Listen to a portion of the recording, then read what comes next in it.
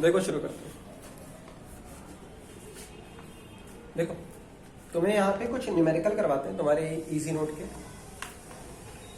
एक बात सुन लो, क्वेश्चंस की प्रैक्टिस करना शुरू कर दो। और देखो मेरे हिसाब से सबसे अच्छा रहेगा तुम प्रीवियस ईयर पेपर से क्वेश्चन प्रैक्टिस करो। जैसे मान लो जो चैप्टर पढ़ रहे हो, ठीक है, वो ब्लू कलर का याद है, मित्रा का आता है, वो सब ले लो, ये भी ले लेना। लेकिन वो तो कंपलसरी ध्यान रखना, इलेक्ट्रोमैग्नेटिक्स में सबसे बड़ा रोल होने वाला है प्रीवियस ईयर पेपर्स का, ठीक है। इससे तुम्हें कोई बहुत ज्यादा हेल्प नहीं मिलने वाली। क्यों नहीं मिलेगी, अब इसके बारे में बात करेंगे, ठीक है। देखो ध्यान से, तुम्हारा इलेक्ट्रोमैग्नेटिक्स का जो पेपर है, ठीक है, वो सब कुछ डिफाइन हो जाएगा प्रीवियस ईयर पेपर है। जैसे प्रीवियस ईयर के 3-4 पेपर देखोगे तुम्हें समझ में आएगा कि कैसे क्वेश्चन आते हैं। इसके भरोसे मत बैठना। ये जो बना है इजी नोट, ये इन्होंने पहली बार बना दिया था, ठीक है, वही चला आ रहा है। 2-4 क्वेश्चन तुम्हें पता ही है, हर साल 2-4 क्वेश्चन चेंज कर देते हैं। लेकिन जो बेसिक सारे क्वेश्चंस हैं, इन्होंने सारे आईआईटी जेईई के क्वेश्चंस डाले हुए हैं, ठीक है। और जिसने खोल के देखा होगा उसे पता भी चल गया होगा कि हमारे पास कैसे कैसे क्वेश्चंस है। इसमें आधे ज्यादा क्वेश्चन तुम्हें पल्ले नहीं पा रहे होंगे। हम यहाँ पे सॉल्व करा देंगे, मैक्सिमम सभी क्वेश्चन हम सॉल्व करवा देंगे यहाँ पे, ठीक है। इसके भी, हाँ, इसके भी सॉल्व करवा देंगे, ठीक है, ताकि तुम्हारा कुछ दिमाग को करे। लेकिन फिर से बता रहे हैं, ध्यान रखना, इलेक्ट्रोमैग्नेटिक्स बेसिक तौर पे पढ़नी है तुम्हें, नोट से, जो नोट्स लिखवा रहे हैं तुम्हें, और प्रीवियस ईयर पेपर पे ध्यान रखना है, ठीक है। क्योंकि वैसा ही पेपर तुम्हारे सामने आएगा, कोई आईआईटी जेईई के क्वेश्चन नहीं रख देगा तुम्हारे पेपर में, ध्यान रखना, भूल जाओ ये क्वेश्चन आएंगे तुम्हारे पास, ठीक है। हाँ, बस तुम्हारे सामने है, करवाए दे रहे हैं, सीखने में कुछ नहीं जाता, ठीक है। सब सीखते चलो, तुम्हारा दिमाग ओपन ही होगा, ठीक है। अब देखो यहाँ पर हम शुरू कर रहे हैं, तुम भी शुरू कर दो। हमें जो लग रहा होगा टिपिकल क्वेश्चन है वो हम अपनी तरफ से बता रहे हैं। बाकी जो तुम्हारे क्वेश्चंस फंसते हैं पूछते जाओ, ठीक है, बैठे मत रहना, व्हाट्सएप में भेजते जाओ, ग्रुप में भेजना, अकेले मत भेज देना। कोई जिसे भी क्वेश्चन पूछना हो कोई ग्रुप में भेजना।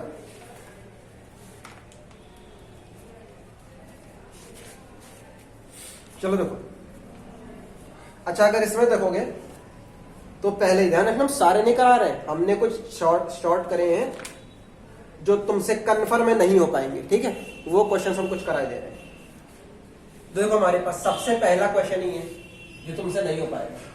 अब ये ध्यान रखना, इजी नोट मेरे पास जरा पुराना है, ठीक है, 2019 का है, तुम मैनेज कर लेना। हम क्वेश्चन सब बता देंगे कौन कौन से। हम इसके पहले क्वेश्चन की बात करते हैं। देखो पहले क्वेश्चन में कुछ ऐसा डायग्राम बना हुआ है हमारे पास,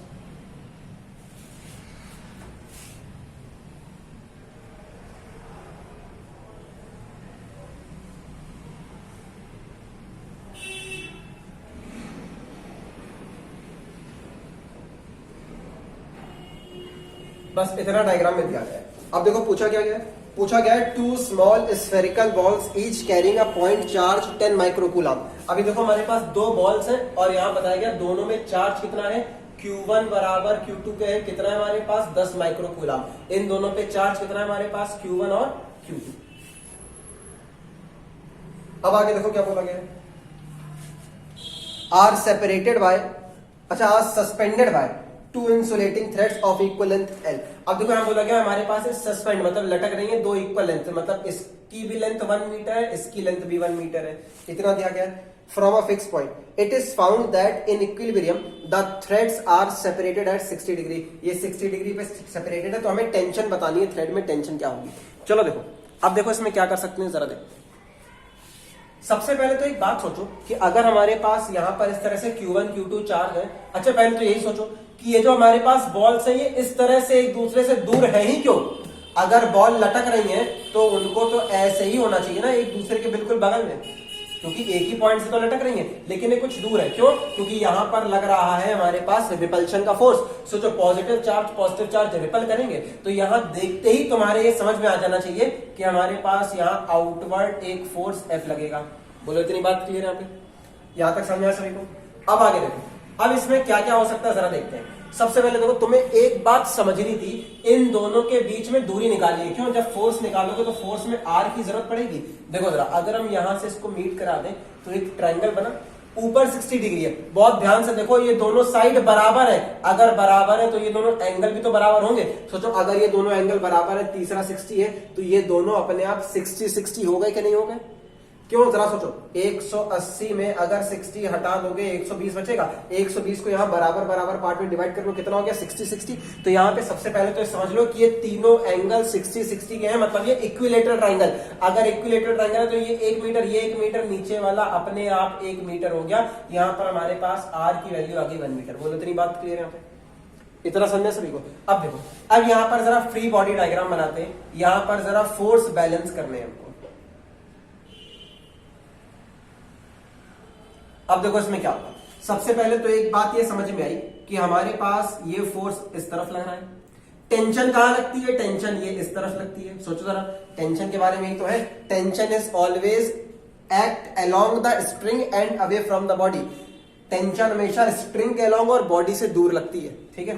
अब आगे देखो, ये हमारे पास 60 डिग्री है। सोचो अगर ये बॉल है तो नीचे की तरफ क्या लग रहा होगा, mg लग रहा होगा। अब देखो टेंशन है, टेंशन के तुम कंपोनेंट कर सकते हो, अगर ये 60 तो ये इस तरफ क्या हो गया, ये हो गया t cos 60, या डायरेक्टली 60 लिख लो। सोचो ऊपर की तरफ टेंशन जाएगी, ये क्या हो गया, ये हमारे पास हो गया t sin 60। अब लगता है क्वेश्चन हो जाएगा कि नहीं हो जाएगा, t cos 60 बराबर है f के, और ये t sin 60 बराबर किसके, mg के। बोलो समझ में आया कि नहीं आया पे। तो यहां से हमारे पास आएगा, सबसे पहले आ गया t sin 60 बराबर mg, ये फर्स्ट इक्वेशन, और हमारे पास t cos 60 डिग्री आ गया बराबर f के, ये सेकंड इक्वेशन। अच्छा जरा ध्यान सोचो, मास की तो बात करी ही नहीं गई है, मतलब जो हमने पहली इक्वेशन बनाई है ये केवल बेकार में बन गई, इसका कोई यूज नहीं है। दूसरी इक्वेशन से काम हो जाएगा। देखो जरा, तो यहां पर अब शुरू करते हैं फ्रॉम इक्वेशन 2। इक्वेशन 2 से हमारे पास रिजल्ट आएगा t, और ये आ गया cos 60 डिग्री। बगल में जरा देखो फोर्स, अगर फोर्स है तो फोर्स इन दोनों पे लग रहा है, कितना लग रहा होगा, ये लग रहा होगा हमारे पास, जरा नीचे लिख लो इसको, ये आ जाएगा हमारे पास t cos 60 डिग्री बराबर 1/4 pi epsilon not q1 q2 upon r square, यही तो आता है। अब देखो यहाँ पे cos 60 कितना होता है 1/2, तो ये हो गया t/2, ये हो गया 9 into 10 to the power 9 q1 q2, 10 microcoulomb, दूसरा भी 10 microcoulomb, 10 into 10 to the power -6, 10 into 10 to the power -6। बोलो इतना क्लियर हुआ। r तो 1 था ये हमारे पास। आगे अब यहाँ पर कितना आया, 9 तो ऐसे रखा है तो। अब यहाँ पर जरा देखते हैं पावर, देखो 9 और 1 पावर 1 पावर, 9 2 क्या हो गया 11, तो हो गया 10 to the power 11, 10 to the power 11 minus 6 और 6 12, ये आ गया 12। ये क्या रखी वैल्यू हमारे पास t/2 आ गया। तो देखो हमारे पास यहाँ पर t/2 की वैल्यू आई कितनी, ये माइनस का 1 हो जाएगा, माइनस का 1 मतलब 0.9 लगता है, जरा 2 का मल्टीप्लाई करा दो तो t बराबर हो गया 1.8 न्यूटन। ये आ गया आंसर।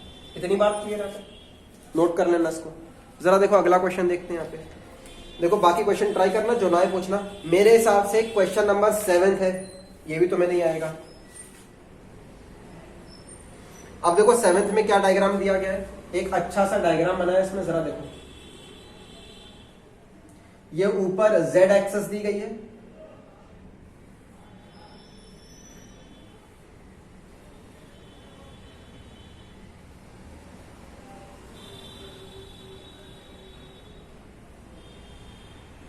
और इस तरह से हमारे पास टोटल 4 सरफेस बनी हुई है।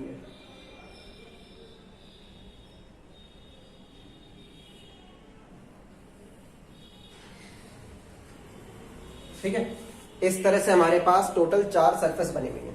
अब देखो यहां पर क्या हमारे पास ये दिया गया है, z बराबर माइनस है, यहां पर हमारे पास x और y एक्सेस है, ये आ गई x, x डैश, ये हो गया हमारे पास y और y डैश। ये हमारे पास दिया गया है z बराबर a, और ये दिया गया है z इज इक्वल्स टू 3। ठीक है, अब देखो यहां कहीं बीच में पॉइंट P है, हमें इस पॉइंट P पर इलेक्ट्रिक फील्ड की वैल्यू निकालनी है शायद, है ना। हाँ ठीक, इलेक्ट्रिक फील्ड इंटेंसिटी निकालनी है हमें पॉइंट P पर। अब यहां पर दिया क्या क्या क्या है, देखो यहां पर चार्ज डेंसिटी सिग्मा दे रखी है, यहां पर चार्ज डेंसिटी -2 सिग्मा दिया हुआ है, और ये हमारे पास -का सिग्मा दिया हुआ है। ठीक है, अब जरा सोचो, अगर ऊपर z है तो क्या लगता है नीचे z डैश होगा कि नहीं होगा। बोलो ये बात समझ में आ रही कि नहीं आ रही यहाँ पे। अगर ऊपर z है तो नीचे z डैश होगा। ठीक, अब देखो अब हमें इस पॉइंट पी पर इलेक्ट्रिक फील्ड की वैल्यू निकालनी है। ये जो 1, 2 और 3 सरफेस है ये क्या है, ये हमारे पास इनफाइनाइट साइज की सरफेस दी है। और तुम्हें पता है कि किसी सरफेस से जनरेट होने वाली इलेक्ट्रिक फील्ड का फॉर्मूला क्या होता है, सिग्मा अपॉन 2 एप्सिलॉन नॉट। अभी देख के आए हो पिछले टर्म पे, बोलो इतना समझ आए कि नहीं यहाँ पे। तो अब यहां पर हमारे पास पॉइंट पी पर इलेक्ट्रिक फील्ड कितनी सरफेस से आएगी, टोटल 3 सरफेस से, ऊपर, नीचे और सबसे नीचे। इतनी बात क्लियर। चलो अब पहले वाले की बात करते हैं। और ये बेवकूफी मत कर देना कि अगर सिग्मा में माइनस लगा है तो तुम माइनस झोंक दो वहां पे। पिछले टर्म पे आर्टिकल हुआ था, आर्टिकल में भी समझाया था ये सिग्मा हमारे पास फॉर्मूले में, सिग्मा का जो माइनस है ये फॉर्मूले में नहीं यूज होगा, हमें केवल डायरेक्शन देखनी है। अब देखो ध्यान से, पहले वाले की बात करते हैं, इससे इलेक्ट्रिक फील्ड E1 निकालते हैं। सोचो क्या होगा, अगर हमारे पास सिग्मा है तो यहां पर इलेक्ट्रिक फील्ड आ जाएगी सिग्मा अपॉन 2 एप्सिलॉन नॉट। हाँ, डायरेक्शन जरूर देख लेना। देखो अगर पॉजिटिव है तो पॉजिटिव से इलेक्ट्रिक फील्ड बाहर की तरफ निकलती है। सोचो चार्ज डेंसिटी पॉजिटिव मतलब चार्ज पॉजिटिव, पॉजिटिव से इलेक्ट्रिक फील्ड बाहर की तरफ, बाहर की तरफ मतलब क्या, नीचे की तरफ। इस पॉइंट के लिए कहा जाएगी नीचे की तरफ, तो हम यहां पर एक छोटा सा डी लिख देते हैं। डी का मतलब क्या हो गया, डाउनवर्ड। ये इलेक्ट्रिक फील्ड कैसी होगी, डाउनवर्ड। अच्छा देखो E2 की बात करते हैं, E2 कैसा होगा, ये हमारे पास माइनस का 2 सिग्मा है। माइनस, देखो इलेक्ट्रिक फील्ड क्या होगी, माइनस की तरफ आएगी। अगर तुम यहां ऊपर हो तो ऊपर से माइनस की तरफ आएगी, और अगर नीचे हो तो नीचे से भी माइनस की तरफ जाएगी। समझ में आ रहा है कि नहीं आ रहा है पे? मतलब अगर पॉइंट पी की बात करोगे, पॉइंट पी इस सरफेस के ऊपर है तो ऊपर से नीचे की तरफ तुम्हारी इलेक्ट्रिक फील्ड निकल करके आ रही है। तो यहां पर इससे जो E2 इलेक्ट्रिक फील्ड होगी वो भी किस तरफ हो गई, डाउनवर्ड। बोलो समझ में आया कि नहीं, यहाँ पे माइनस है। देखो पॉजिटिव से अवे फ्रॉम द चार्ज होती है, नेगेटिव में towards the charge electric field होती है, चार्ज की तरफ। इतना समझ आ रहा है कि नहीं आ रहा है? अब देखो E2 का फॉर्मूला क्या आएगा, 2 सिग्मा अपॉन 2 एप्सिलॉन नॉट, क्योंकि सिग्मा 2 है। ध्यान रखना हमें इसका माइनस नहीं लेना, इलेक्ट्रिक फील्ड में चार्ज का नेगेटिव साइन नहीं लेते। देखो D क्या बता रहा है, D फिर से बता रहा है डाउनवर्ड डायरेक्शन को। अब देखो ये हमारे पास तीसरा सरफेस आया, तीसरा सरफेस हमारे पास क्या है, नेगेटिव। नेगेटिव की तरफ अगर इस पॉइंट P पर हो तो इलेक्ट्रिक फील्ड कैसी होगी, नेगेटिव की तरफ जाएगी। अगर नेगेटिव की तरफ जाएगी तो हमारे पास फिर से इलेक्ट्रिक फील्ड कैसी होगी, डाउनवर्ड। तो यहां पर हमारे पास E3 आएगा, ये सिग्मा है तो यह गया सिग्मा अपॉन 2 एप्सिलॉन नॉट, ये भी कैसा हो गया हमारे पास, डाउनवर्ड। अब देखो तीनों अगर डाउनवर्ड डायरेक्शन में है तो इस पॉइंट P पर टोटल इलेक्ट्रिक फील्ड कैसी आएगी, तीनों को जोड़ दो तो यहां से हमारे पास आता है टोटल इलेक्ट्रिक फील्ड कैसे आएगी, E1 plus E2 plus E3। इतना क्लियर हो गया यहाँ पे?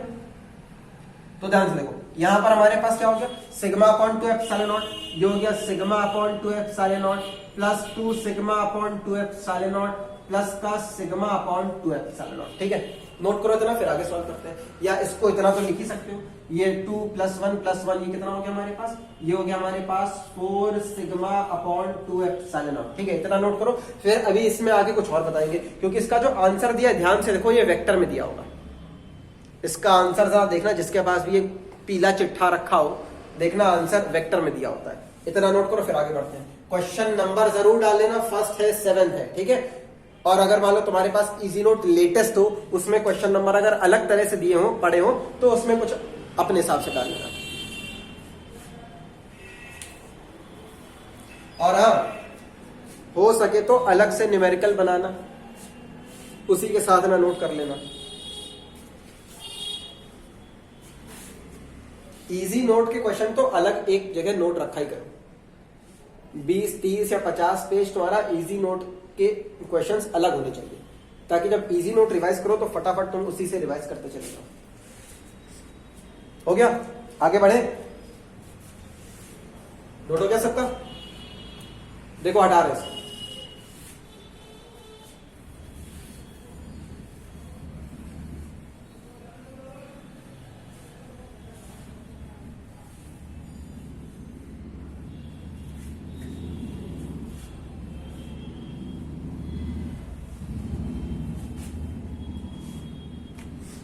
तो देखो हमारे पास इलेक्ट्रिक फील्ड की वैल्यू आ गई, E is equal to 4 sigma upon 2 epsilon nought. अच्छा जरा सोचो, इलेक्ट्रिक फील्ड की डायरेक्शन क्या है, डाउनवर्ड है। अब जरा सोचो, अगर हमें इसको वेक्टर फॉर्म में लिखना है तो क्या करोगे, तुम्हें वेक्टर फॉर्म लिखना सिखाया है, जो भी वेक्टर क्वांटिटी हो उसमें वेक्टर लगा दो। सबसे पहले इलेक्ट्रिक फील्ड एक वेक्टर क्वांटिटी दिख रही है, हमने वेक्टर लगा दिया। अब यहां पर तो कोई वेक्टर क्वांटिटी नहीं है, तो यहां पर हम क्या करेंगे, यहां पर हम यूनिट वेक्टर का यूज करेंगे डायरेक्शन देने के लिए। अब सोचो पूरी इलेक्ट्रिक फील्ड डाउनवर्ड जा रही है, अगर इलेक्ट्रिक फील्ड डाउनवर्ड जा रही है तो ऊपर z, नीचे z डैश, क्या लगता है, ऊपर यूनिट वेक्टर के होगा तो नीचे क्या होगा, माइनस के। तो यहां पर हमारे पास इलेक्ट्रिक फील्ड डाउनवर्ड है, तो हमारे पास यहां पर यूनिट वेक्टर क्या आएगा, ये आ गया माइनस का के कैप। तो हमारे पास इलेक्ट्रिक फील्ड की वैल्यू आएगी माइनस का 4 सिग्मा अपॉन 2 एप्सिलॉन नॉट के कैप। ये हमारे पास रिजल्ट आ गया। और ध्यान रखना, मेरे ख्याल से इजी नोट में इसका क्वेश्चन आंसर गलत दिया गया है, आंसर शायद पॉजिटिव करके दिया गया है। ठीक है, खुद ही सोचो, अगर इलेक्ट्रिक फील्ड डाउनवर्ड है तो डाउनवर्ड क्या होगा हमारे पास, माइनस के कैप होगा, माइनस लगेगा हमारे पास। ठीक है, शुरू करो, जल्दी नोट करो, इससे फिर आगे बढ़ते हैं। हटा दें, हो गया, देखो आगे।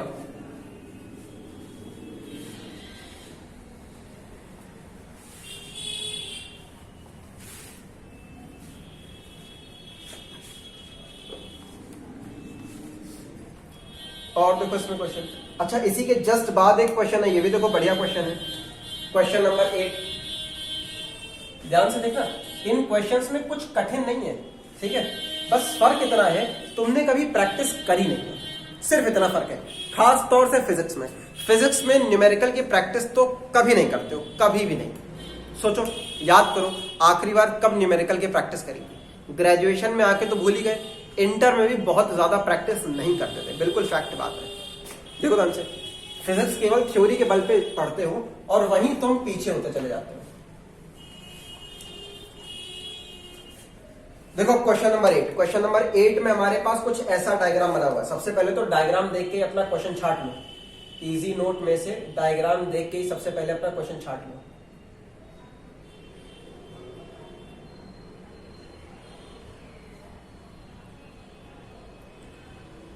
ये हमारे पास कुछ एंगल थीटा है, यहां पर P लगा हुआ है और ये हमारे पास पॉइंट B लगा हुआ है।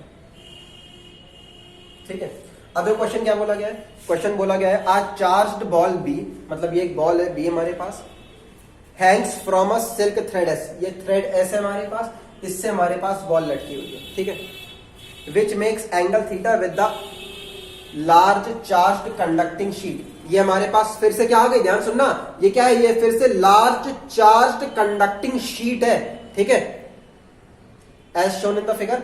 अब पूछा क्या क्या है, अच्छा इसकी सरफेस चार्ज डेंसिटी हमारे पास सिग्मा दी गई है।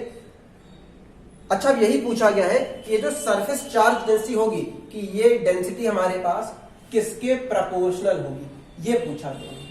ठीक है, चलो अब देखते हैं इसमें क्या कर सकते हैं। अब देखो ऑप्शन दिए sine theta, cos theta, tan theta, cot theta.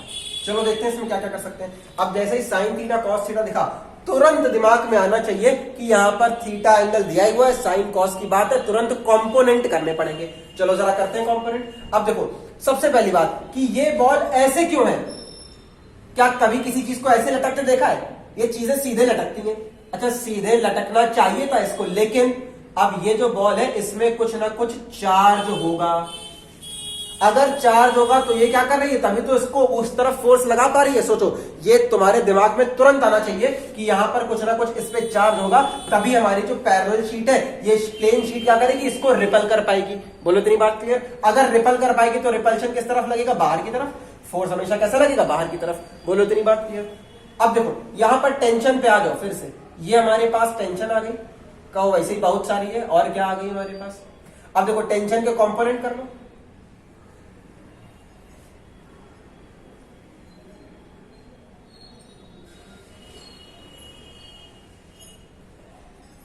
हाँ तो बताओ क्या कर सकते हैं इसमें। पहले तो एक बात सोचो, अगर ये थीटा है तो हमारे पास ये एंगल थीटा होगा, बात समझ यहाँ पे। तो यहां पर हमारे पास हो गया ये टी कॉस थीटा, और यहां पर आ गया इस बार टी साइन थीटा, ये समझना पड़ेगा तुम्हें। हाँ अब जरा देखो क्या है, यहां पर नीचे की तरफ क्या लग रहा है, एम जी। सबसे पहले तो इक्वेशन बना लो, टी साइन थीटा एफ के बराबर होगा, टी कॉस थीटा हमारे पास इसके बराबर होगा। तो हमारे पास ये इक्वेशन आ गई, टी साइन थीटा बराबर एफ फर्स्ट, और यहां पर आ गया हमारे पास टी कॉस थीटा बराबर mg। इतनी बात क्लियर। चलो देखते हैं यहाँ पे।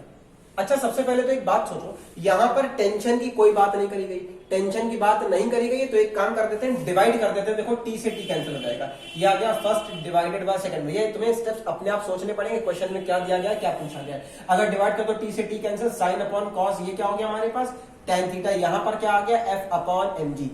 अब सोचो अब इस चार्ज पे F कितना लगेगा? सोचो, इसके पास चार्ज Q है, इस शीट से कुछ इलेक्ट्रिक फील्ड आएगी, वही इलेक्ट्रिक फील्ड तो इसमें फोर्स लगा पाएगी। तो यहां पर हमारे पास आ गया tan थीटा बराबर F। F सोचो कितना होगा? F बराबर Q इंटू ई के होता है। बोलो ये बात समझ में आ रही कि नहीं आ रही? यहाँ पे F बराबर Q इंटू ई के होता है। आगे देखते हैं, ये हमारे पास आ गया tan थीटा। अब E के बारे में सोचो, E क्या होगा? ये हमारे पास एक प्लेन शीट ऑफ पेपर है, प्लेन शीट ऑफ पेपर, ये हमारे पास mg आ गया। सोचो E आता है सिग्मा अपॉन 2 एप्सिलॉन नॉट। सोचो जरा ध्यान से, यही तो होती है हमारे पास इलेक्ट्रिक फील्ड की वैल्यू। अब सोचो जरा यहां पर थोड़ा सा कैलकुलेशन और कर दो, देखो complete answer. 2 epsilon not mg ऊपर, Q नीचे, तो यहां पर हमारे पास सिग्मा की वैल्यू आ गई 2 एप्सिलॉन नॉट mg, और यहां पर क्या रखा हुआ है? ये आ गया हमारे पास tan थीटा, ठीक है। अपॉन में क्या रखा है? Q। हाँ जरा ध्यान से देखो, 2 एप्सिलॉन नॉट mg और Q, ये सब तो कांस्टेंट है। सोचो क्या इसका मास बदल पाएगा? नहीं। क्या इस पे चार्ज बदल पाएगा? नहीं। g और एप्सिलॉन नॉट तो वैसे ही कांस्टेंट है। अगर ये सब कांस्टेंट है तो हमारे पास सिग्मा किसके प्रोपोर्शनल आ गया? ये आ गया हमारे पास tan थीटा के प्रोपोर्शनल। ये था तुम्हारा क्वेश्चन। समझ में आया कि नहीं आया? और क्वेश्चन देख लें इसमें।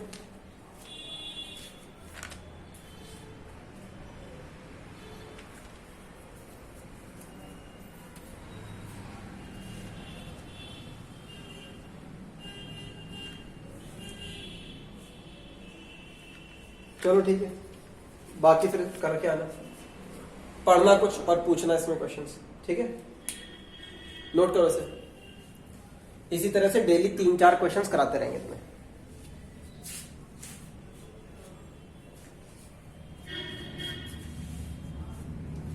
हटा दे, हो गया? आगे बढ़े, देखो आगे बस।